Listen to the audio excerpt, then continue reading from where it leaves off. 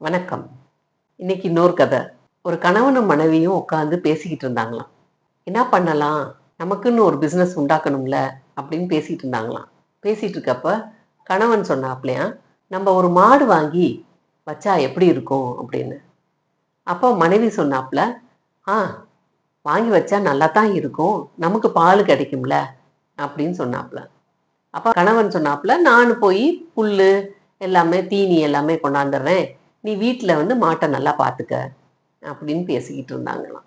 அப்ப பால் வர்றப்ப என்ன செய்யலாம் அப்படின்னோடனே, சரி நம்ம போய் கடையில போய் வித்துட்டு வருவோம் அப்படின்னு. அப்பா மனைவி என்ன சொன்னாப்ல, ஏன்னா பக்கத்து தெருவுல தான் அண்ணா வீடு இருக்கு. அண்ணா வீட்டுக்கு போய் நான் கொஞ்சம் இதை கொடுத்துட்டு வரட்டுமா பாலை? பிள்ளைகளும் இருக்கிறாங்க, அவங்களும் குடிப்பாங்க இல்லையா அப்படின்னு சொன்னாங்களாம். அப்போ கணவன் சொன்னாப்லையா, அப்படிலாம் கொடுக்க கூடாது. நான் தான் ஏற்கனவே சொல்லிட்டேனே, உங்க அம்மா வீட்டு சைட்ல இருந்து எதையுமே பேசக்கூடாதுன்னு. பாலை நான் தான் விற்பேன். காசை நம்ம வீட்டுக்கு தான் நம்ம யூஸ் பண்ணணும். யாருக்கும் நம்ம கொடுக்க கூடாது அப்படின்னு சொல்லிட்டு கணவன் சொல்லிட்டாப்லையா.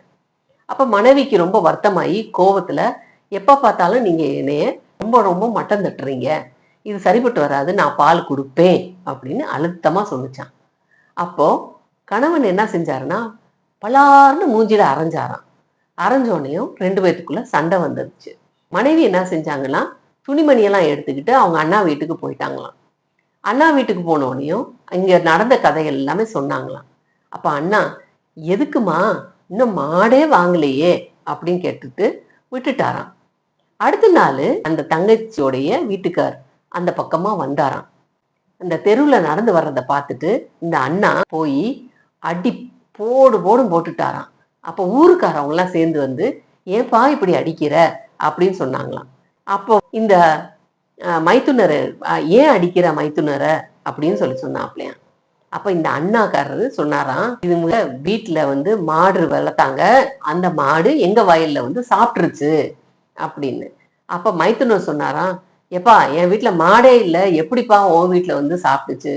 அதே மாதிரிதான், மாடே இல்லைங்கும் போது எப்படி என் தங்கைய நீ அடிச்சு என் வீட்டுக்கு அனுப்பலாம் அப்படின்னு சொன்னாங்களாம். இந்த கதையில என்ன தெரிய வருது? நம்ம கற்பனையில வாழக்கூடாது. கற்பனையில வாழ்ந்து அடுத்தவங்கள துன்புறுத்தக்கூடாது. நம்ம இருக்கிறத வச்சு சந்தோஷமா வாழணும். நன்றி.